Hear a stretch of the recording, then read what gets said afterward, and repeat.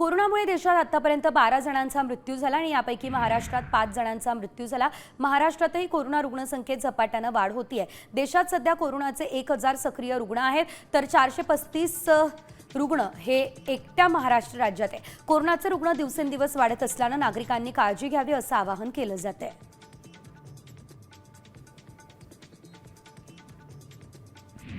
अमित शहांनी स्वबळावर निवडणुकांसाठी चाचपणी करा या सूचना दिल्या। मुंबई, ठाणे आणि पुणे या महापालिकांमध्ये भाजप स्वबळावर लढण्याची शक्यता आहे। काल एकनाथ शिंदेंनी शहांची भेट घेत मुंबईमध्ये 107 जागांची मागणी केल्याचं कळतंय।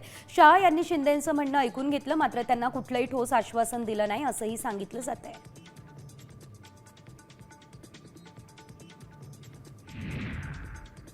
पावसाळ्यामध्ये मेट्रोची सेवा सुरळीत राहावी आणि यासाठी MMMOCL तर्फे मेट्रो 2A आणि 7 या मार्गिकांसाठी पावसाळी आराखडा तयार झालाय। त्यानुसार वाऱ्याचा वेग मोजणारी यंत्रणा, स्थानकात कॅमेरे अशा सुविधा उभारण्यात आलेल्या आहेत। 34 मेट्रो गाड्यांची वॉटरप्रूफ चाचणी केलेली आहे। मुसळधार पावसातही गळती होणार नाही याची खातरजमा करण्यात आलेली आहे।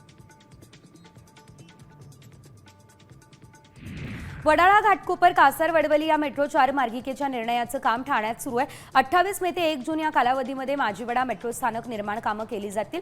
या कामांसाठी विवियाना मॉलजवळ उड्डाणपूल वाहतुकीसाठी मध्यरात्री बंद केला जाईल।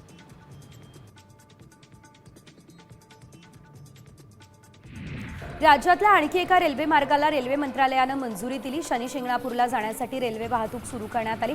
हा रेल्वे मार्ग राहुरी ते शनी शिंगणापूर दरम्यान असेल। तब्बल 22 किलोमीटर लांबीच्या रेल्वे मार्गासाठी सुमारे 494 कोटी रुपये खर्च अपेक्षित आहे, ही माहिती रेल्वेने दिली आहे।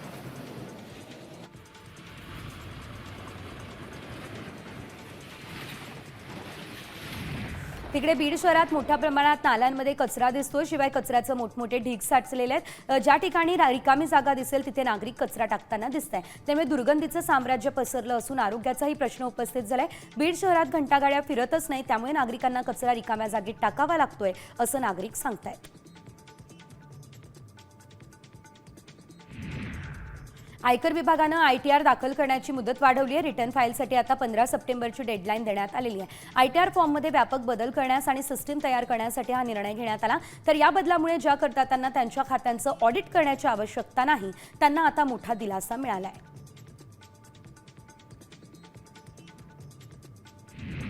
बदलापूरमध्ये BSUP घरकुल योजनेतील एका इमारतीचा स्लॅबचा काही भाग कोसळला। सुदैवाने यात कोणती जीवितहानी किंवा वित्तहानी झालेली नाही। या घटनेनंतर BSUP या योजनेतील घरांचं स्ट्रक्चरल ऑडिट करण्याची मागणी केली जाते।